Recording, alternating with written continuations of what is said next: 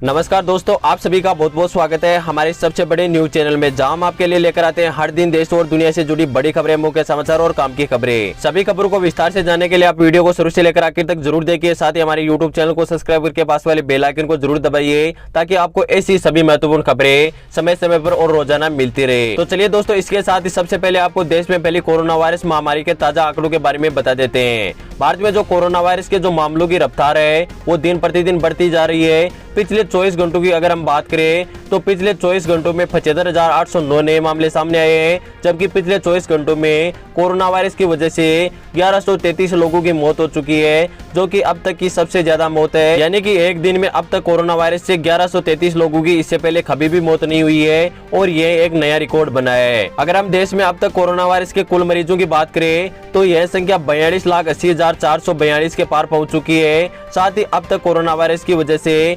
72,775 लोगों की मौत भी हो चुकी है, और 33 लाख से अधिक कोरोना वायरस के जो मरीज है वो ठीक होकर घर भी जा चुके हैं, जो कि हमारे देश के लिए बहुत ही अच्छी खुशखबरी की बात है। इसी के साथ ही चलते अगली बड़ी खबर की तरफ है। जल्दी मिल सकती है भारत को कोरोना वायरस से। अब भारत में कोरोना वायरस का खैर होगा जड़ से खत्म है। जी हां, दुनिया भर में कोरोना वायरस के बढ़ते हुए मामलों के बीच में रूस ने खुशखबरी दी है। रूस के एक शीर्ष अधिकारी ने कहा है कि इस हफ्ते जो कोरोना वायरस की वैक्सीन है स्पुतिन वी, वो आम नागरिक के लिए जारी की जाएगी। इस वैक्सीन को रूसी राष्ट्रपति पुतिन ने 11 अगस्त को लॉन्च किया था। इस वैक्सीन का रूस में अभी इस्तेमाल किया जा रहा है। लेकिन मैं आपको बता दूं कि भारत में जो कोरोना वायरस के जो गंभीर मरीज है, यानी जो कोरोना वायरस के गंभीर मामले हैं, जो कि नॉर्मल दवाई से कंट्रोल नहीं हो रहे हैं, उन सभी मामलों में इस दवा का इस्तेमाल किया जाएगा। और जो भी कोरोना वायरस के गंभीर मरीज है उन्हें इस दवा का डोज दिया जाएगा, और उसके बाद में उसे ठीक किया जाएगा। साथ ही साथ मैं आपको बता दूं कि एक खुशखबरी और भी निकलकर सामने आ रही है कि जो भारत की जो वैक्सीन है, जो ऑक्सफोर्ड यूनिवर्सिटी की जो वैक्सीन है, वह भी जल्दी बनकर तैयार होने वाली है, क्योंकि इसका जो पहला जो वैक्सीन ट्रायल था वो सफल हो चुका है, और इसके बाद में ये दूसरे चरण में जा चुकी है। और दूसरे के बाद अगर तीसरा चरण ये वैक्सीन सफल कर लेती है तो इसके बाद में भारत में जो कोरोना वैक्सीन है वो भारत खुद की स्वयं निर्मित निर्माण कर लेगा, और उसके बाद में सभी मरीजों को इसका डोज दिया जाए। और इस दवा के आने के बाद में भारत में कोरोना वायरस की वजह से एक भी व्यक्ति की मौत नहीं होगी। तो दोस्तों, आप भी अगर कोरोना वायरस की वैक्सीन आने से खुश है तो आप वीडियो को लाइक जरूर कीजिएगा। इसी के साथ ही चलते अगली बड़ी खबर की तरफ पे। बौखलाए चीन ने दी धमकी, कहा भारतीय सैनिकों ने हमारी सेना पर चलाई गोली, अगर ऐसा दोबारा भारत करती है तो हम युद्ध से पीछे नहीं हटेंगे। पूर्वी लद्दाख में पेंगोंग झील के पास भारत के सैनिकों पर गोली चलाने वाली चीन के सरकारी प्रोपेगेंडा अखबार ग्लोबल टाइम्स ने भारत को धमकी दी है। ग्लोबल टाइम्स ने अपने संपादकीय अखबार में लिखा है कि भारत ने चीन की अच्छी मंशा का गलत मतलब निकाला, और चेतावनी के बाद भी अगर भारतीय सैनिकों ने चीनी सेना पर गोलियां चलाई तो फिर हम युद्ध से पीछे नहीं हटेंगे। लेकिन दोस्तों, मैं आपको बता दूं कि जो सीमा की स्थिति है वो दिन प्रतिदिन नाजुक बनी जा रही है। भारतीय सेना किसी भी प्रकार का चीनी सेना पर हमला नहीं कर रही है,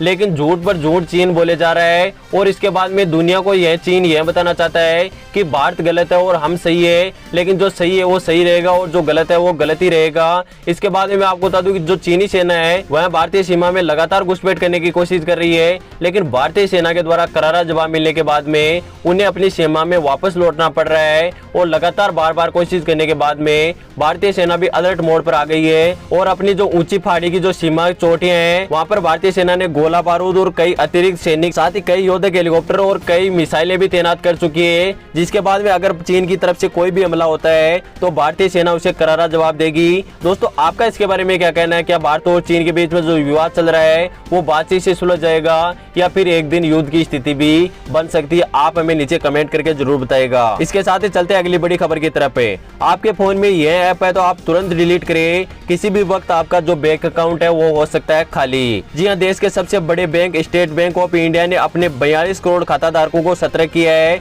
बैंकिंग धोखाधड़ी के बढ़ते हुए मामलों के बीच एसबीआई ने अपनी खाता धारकों को सावधान करते हुए अनाधिकृत जो मोबाइल ऐप है उनसे बचने की सलाह दी है। हैकर्स इन ऐप की मदद से आपके मोबाइल फोन के जरिए आपके खाते में साझेदारी कर लेते हैं, और आपके जो भी पर्सनल डेटा है उसे चुरा लेते हैं। अगर आपका बैंक खाता एसबीआई में है या किसी भी बैंक में है तो आपको यह खबर जानना बहुत ही जरूरी है। आपके मोबाइल में जो भी अनाधिकृत ऐप है, जो भी चाइनीज ऐप है, यानी जो थर्ड पार्टी एप्लीकेशन है, जिसका आप किसी भी प्रकार का इस्तेमाल करते हो किसी चीज को हैक करने में या किसी चीज को क्रैक करने में, तो आपको वह अपने मोबाइल से तुरंत डिलीट कर देना है। अगर आप ऐसा नहीं करते हो तो आपको किसी भी समय इसकी कीमत चुकानी पड़ सकती है, क्योंकि जो हैकर्स होते हैं वो थर्ड पार्टी एप्लीकेशन के जरिए आपके खाते में साझेदारी करते हैं और फिर मिनटों में आपके जो अकाउंट से जो पैसे हैं वो गायब कर देते हैं। साथ ही बैंक ने यह भी कहा है कि पेमेंट और मोबाइल बैंकिंग ऐप में आपको लॉक लगा कर रखना है। साथ ही अनजान कॉलर के या विज्ञापन पर क्लिक करके मैसेज को आगे नहीं बढ़ाना है। यदि किसी संदिग्ध व्यक्ति का कॉल आता है आपकी बैंक जानकारी जुटाने के लिए, तो आपको तुरंत काट देना है। साथ ही आपके मोबाइल पर जो भी किसी भी प्रकार का ओटीपी यदि बैंक से संबंधित आता है तो उसे किसी भी व्यक्ति के साथ शेयर नहीं करना है। जो भी आपके कार्ड के नंबर है, जो भी आपके कार्ड के पासवर्ड है, उसे किसी भी व्यक्ति के साथ शेयर नहीं करना है। अगर आप फ्रॉड से बचना चाहते हो, अपने पैसों को बचा कर रखना चाहते हो, तो आपको यह बैंक की बातें जरूर माननी चाहिए। इसी के साथ ही चलते हैं अगली बड़ी खबर की तरफ है। अब ट्रेनों में भीख मांगने और सिगरेट पीने को अपराध नहीं माना जाएगा, रेलवे ने की बड़ी घोषणा। भारतीय रेल के स्टेशनों या ट्रेनों पर अब भीख मांगना और धूम्रपान करना अपराध की श्रेणी में नहीं रखा जाएगा। अब तक ट्रेन या रेलवे स्टेशन पर भीख मांगने या धूम्रपान करने पर जेल के साथ साथ जुर्माना भी लगता था, लेकिन अब इस फैसले में बदलाव किया गया है। अब अगर यदि कोई भी व्यक्ति ऐसी गलत हरकत करता हुआ पकड़ा जाता है तो उस पर तुरंत पेनल्टी और जुर्माना लगाकर उसे छोड़ दिया जाएगा। हालांकि भारतीय रेलवे ने इस कानून को और मजबूत बनाने के लिए अपने विभाग में कई अतिरिक्त कर्मचारियों की भी तैनाती करेगी, जिसकी वजह से लोग ट्रेनों में धूम्रपान ना कर पाए और जो भिखारी भीख मांगते हैं वो ट्रेनों पर गंदगी नहीं कर पाए, जिसके कारण कोई भी व्यक्ति ट्रेन में गलत हरकत नहीं कर पाए। तो दोस्तों, आपको यह फैसला कैसा लगा आप हमें नीचे कमेंट करके जरूर बताएगा। इसी के साथ ही चलते हैं अगली बड़ी खबर की तरफ।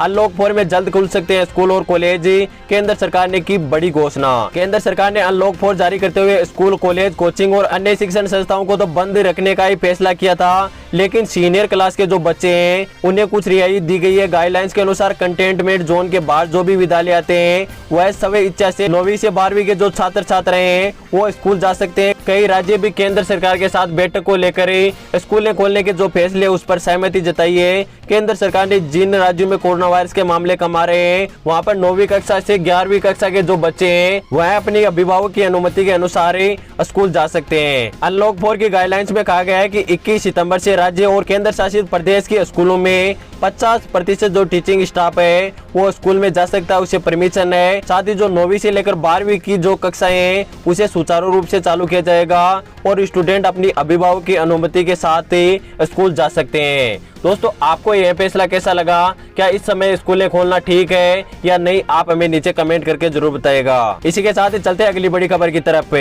2 साल के लिए मिल सकती है कर्जदारों को राहत, सुप्रीम कोर्ट ने किया बड़ा ऐलान है। दोस्तों, फिलहाल के न्यूज के वीडियो में बस इतना ही। उम्मीद करता हूं कि आपको सभी महत्वपूर्ण खबरें पसंद आई होगी। वीडियो पसंद आया तो लाइक जरूर कीजिएगा।